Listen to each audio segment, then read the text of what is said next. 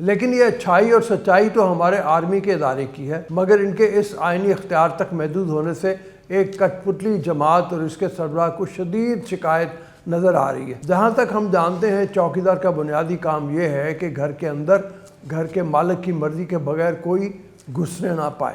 کوئی چوکیدار کی بنیادی ڈیوٹی گھر کی چار دیواری اور گیٹ سے باہر ہے۔ ایک طرف جہاں عمران خان عوام کو گمراہ کر کے انتشار اور فساد برپا کرنا چاہ رہے ہیں، وہیں ان کے نقش قدم پر گامزن ان کے رہنما بھی اب اپنا تھوکا چاٹنے کی تیاری کر چکے ہیں۔ IMF کا پروگرام متاثر ہو سکتا ہے اور نوبت پاکستان کے ڈیفالٹ ہونے تک جا سکتی ہے۔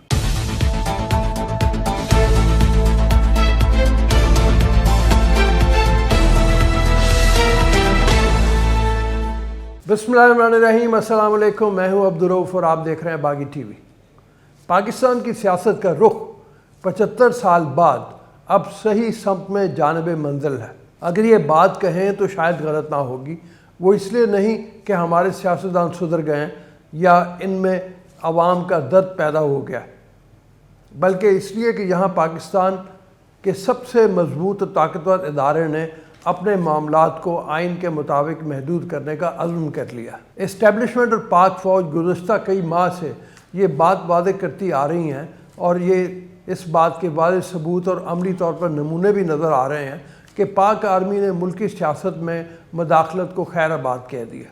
اس سے متعلق آرمی چیف نے بھی آج پھر واضح پیغام دیا۔ Army chief general Qamar Javed Bajwa نے کہا ہے کہ مسلح فوج خود کو سیاست سے دور کر چکی اور دور ہی رہنا چاہتی ہیں۔ واشنگٹن میں پاکستانی سفارت خانے میں ظہرانے سے خطاب کرتے ہوئے army chief general Qamar Javed Bajwa نے اپنی مدت پوری ہونے پر سبکدوش ہونے کا عزم کیا۔ آرمی چیف کا کہنا تھا کہ ملک کی بیمار معیشت کو بحال کرنا معاشرے کے ہر حصہ دار کی ترجیح ہونی چاہیے۔ مضبوط معیشت کے بغیر قوم اپنے ٹارگٹ حاصل نہیں کر سکے گی۔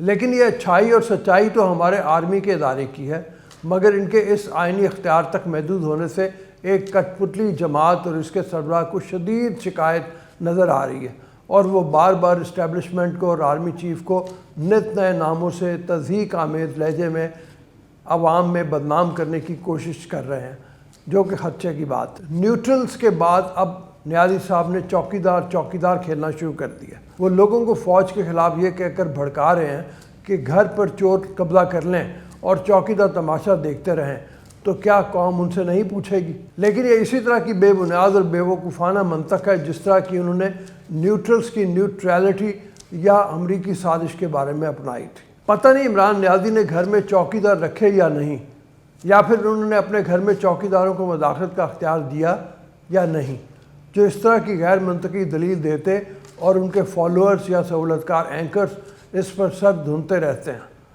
جہاں تک ہم جانتے ہیں چوکیدار کا بنیادی کام یہ ہے کہ گھر کے اندر گھر کے مالک کی مرضی کے بغیر کوئی گھسنے نہ پائے یا پھر باہر سے آ کر کوئی گھر کو نقصان نہ پہنچائے۔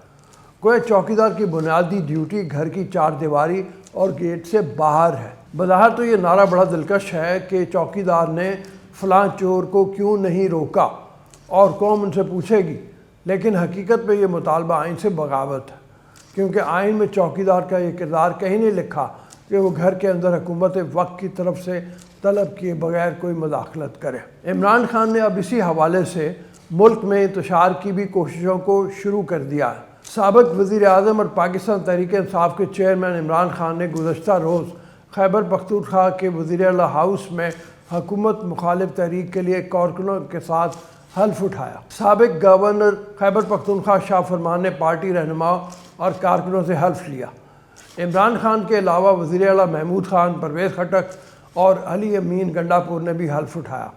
بعض عمران خان کے حلف لینے کے انداز کو سوشل میڈیا پر صارفین نے اپنے انداز میں دیکھا۔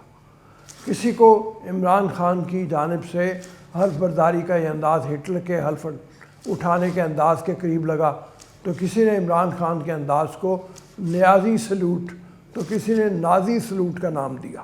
ایک طرف جہاں عمران خان عوام کو گمراہ کر کے انتشار اور فساد برپا کرنا چاہ رہے ہیں، وہیں ان کے نقش قدم پر گامزن ان کے رہنما بھی اب اپنا تھوکا چاٹنے کی تیاری کر چکے ہیں۔ جس پارلیمنٹ کو جعلی کہہ کر اسے استعفیٰ دیا، اسی پارلیمنٹ میں واپسی کے لیے اب عدالتوں سے رجوع کر رہے ہیں۔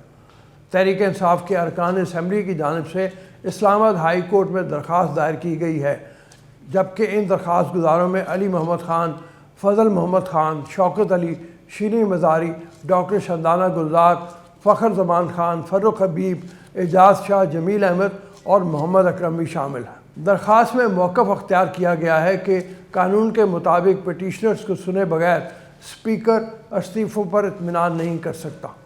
ابھی الیکشن کا اعلان نہیں ہوا، 123 ارکان کے استعفوں کو ایک ساتھ دیکھا بھی نہیں گیا، اس لیے پٹیشنرز کا استعفوں سے متعلق لیٹر مؤثر نہیں رہا۔ ممبر اسمبلی شکور شاد کا استعفیٰ منظور ہوا تو انہوں نے درخواست دی، اسپیکر نے سنے بغیر شکور شاد کا استعفیٰ منظور کر لیا۔ شکور شاد کی درخواست پر ہائی کورٹ نے ان کے استعفے کی منظوری کا نوٹیفیکیشن معطل کر دیا۔ درخواست میں استدعا کی گئی ہے کہ عدالت اسپیکر کو ہدایت دے کہ وہ استعفے منظوری پر اپنی آئینی ذمہ داری پوری کرے۔ عدالت اسپیکر کو حکم دے کہ وہ درخواست گزاروں اور دیگر 112 ارکان کو بلائے۔ اسپیکر تحقیق کر لیں جنہوں نے استعفے دیے انہوں نے آرٹیکل 64 کے تحت مرضی سے استعفے دیے۔ وہیں حکومتی جماعت مسلم لیگ نواز کے رہنما اور وفاقی وزیر میاں جاوید لطیف نے اب عمران خان کو شیخ مجیب سے ملانا شروع کر دیا، بلکہ شیخ مجیب سے بھی خطرناک قرار دے دیا۔ اسلام آباد میں میڈیا سے گفتگو کرتے ہوئے سینئر لیگی رہنما کا کہنا تھا، عمران خان نے پاکستان کا جو حال کیا ہے وہ قوم بھول نہیں سکتی۔ یہ شخص سائفر کے بعد بھی ہمیں بھاشن دے رہا ہے۔ اگر کوئی ہمیں یہ درس دے کہ پیچھے جو ہوا اسے چھوڑ کر آگے چلیں تو آئین و قانون کے لیے نواز شریف میں جو جیلیں سہیں وہ کیا خامخواہ تھیں؟ ہم نے تو کسی کو میر جعفر اور میر صادق نہیں کہا، ہم نے ریاستی اداروں کے خلاف جہاد کی بات نہیں کی۔ جاوید لطیف کا کہنا تھا کہ عمران خان کو اب پھر لاڈلا بنایا جائے، یہ قوم کو منظور نہیں ہے۔ عمران کو بچانے کے لیے کوئی ہمیں درس نہ دے۔ عمران خان تو شیخ مجیب کے 6 نکات سے بھی آگے نکل گیا ہے۔ وفاقی وزیر کا کہنا تھا کہ ہم انتقام پر یقین نہیں رکھتے، لیکن سائفر، فارن فنڈنگ اور توشہ خانہ احتساب کے بغیر بات آگے نہیں بڑھے گی۔ سب کو یکساں مواقع دیے جائیں۔ یہ عدلیہ سے معافی مانگ کر باہر نکل کر الیکشن کمیشن کو گالیاں دیتا ہے۔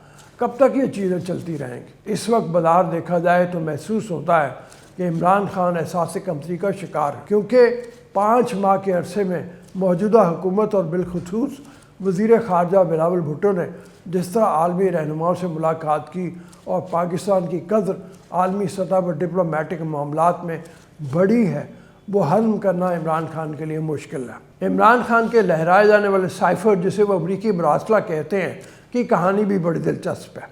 امریکی صدر جو بائیڈن نے منتخب ہونے کے بعد دنیا بھر کے لیڈروں سے فون پر گفتگو کی، مگر انہوں نے عمران خان کو فون تک کرنا گوارا نہ کیا۔ ایسے میں امریکہ میں پاکستان کے سفیر اسد مجید پر پی ٹی آئی حکومت کی جانب سے دباؤ ڈالا گیا کہ وہ امریکی صدر سے عمران خان کی بات کروائیں۔ اس سلسلے میں اسد مجید نے اپنی سفارتکاری کے آخری ایام میں 7 مارچ کو امریکی اسسٹنٹ سیکریٹری ڈونلڈ لو سے الوداعی ملاقات کی اور شکوہ کیا کہ آپ نے صدر بائیڈن سے عمران خان کی بات نہیں کروائی، جس پر ڈونلڈ لو نے واضح کیا کہ عمران خان نے 2020 کے صدارتی الیکشن میں صدر بائیڈن کے مخالف صدارتی امیدوار ڈونلڈ ٹرمپ کو آفیشل طور پر سپورٹ کیا، اور عمران حکومت کی طرف سے امریکہ مخالف ٹویٹس بھی آتی رہی ہیں، جبکہ انہوں نے ایبسولوٹلی ناٹ جیسی کہانی بھی گھڑی۔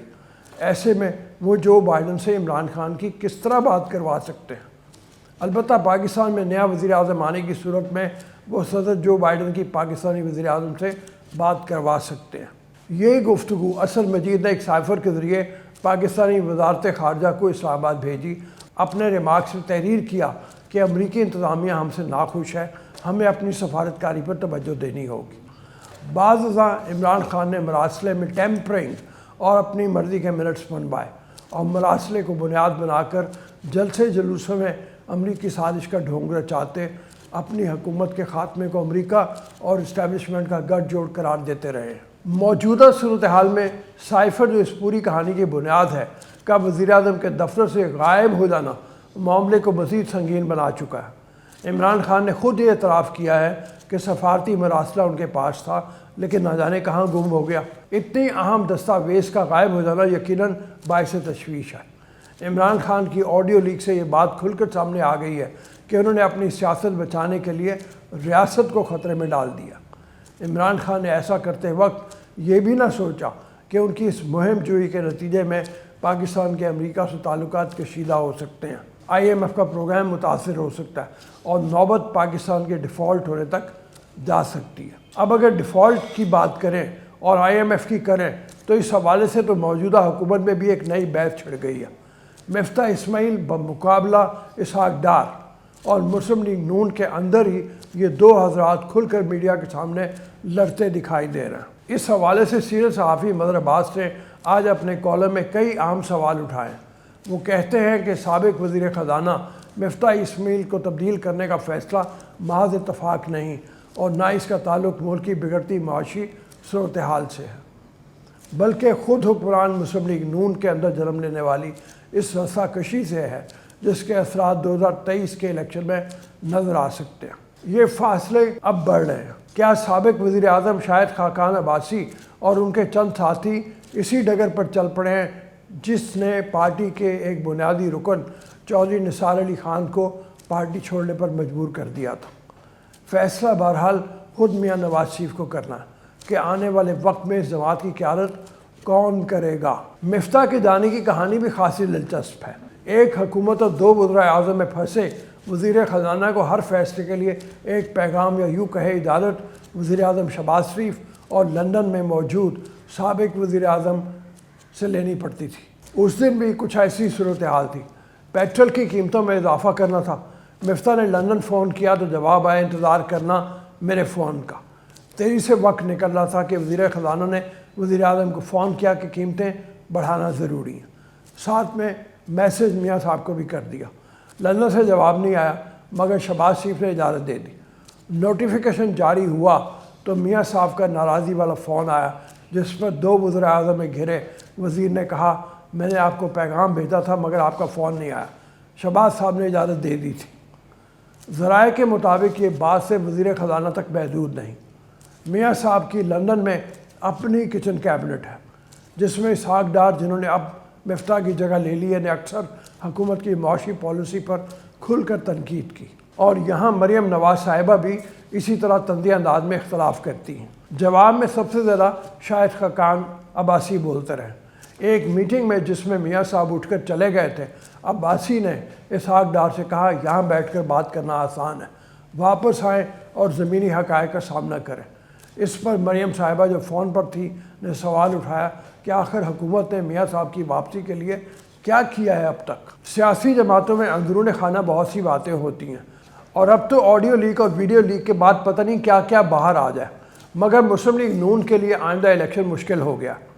عدم اعتماد کی تحریک کے وقت یہ واضح تقسیم تھی کہ سابق وزیر اعظم عمران خان کو ہٹانے کے بعد جلد عام الیکشن کی طرف جانا ہے، مگر اتحادیوں میں اتفاق رائے نہیں تھا۔ پھر بہرحال شہباز شریف کے پاس بھی یہ ایک موقع تھا وزیر اعظم بننے کا۔ مفتاح کو کبھی اتحادیوں سے شکایت نہیں ہوئی، جو زخم دیا اپنوں نے دیا۔ خیر امید یہی کی جائے گی کہ پارٹی کی اندرونی لڑائیوں کا ملکی معیشت پر اثر نہ پڑے، تو ہی عوام کے لیے بھی، ملک کے لیے بھی اور مسلم لیگ نون کے لیے بھی بہتر ہوگا۔ اب تک کے لیے اتنا ہی، مجھے اجازت دیں، پھر ملاقات ہوگی اگلے ولاگ میں۔ جانے سے پہلے آپ سے گزارش ہے کہ چینل کو سبسکرائب کریں، ویڈیو کو لائک کریں، اپنے کامنٹ سیکشن میں فیڈ بیک ضرور دیں۔ اللہ آپ کا حامی و ناصر ہو۔